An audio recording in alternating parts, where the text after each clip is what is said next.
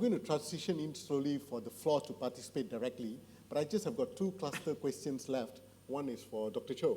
Dr. Cho, I'm clustering the questions. So they are just asking what can individuals do and corporates do, some low-hanging fruits to move towards a more climate resilient lifestyle or corporate. And do you think carbon taxes will be something that Malaysia should move into?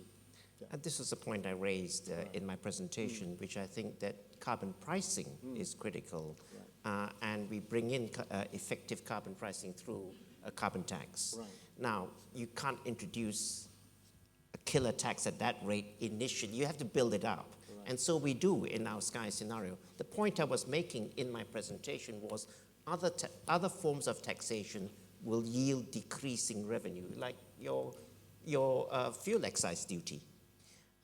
As you move away from liquid hydrocarbons, the government gets less and less revenue from these other forms of taxation. So what then the government then do to actually keep its revenue in line with its spending commitments?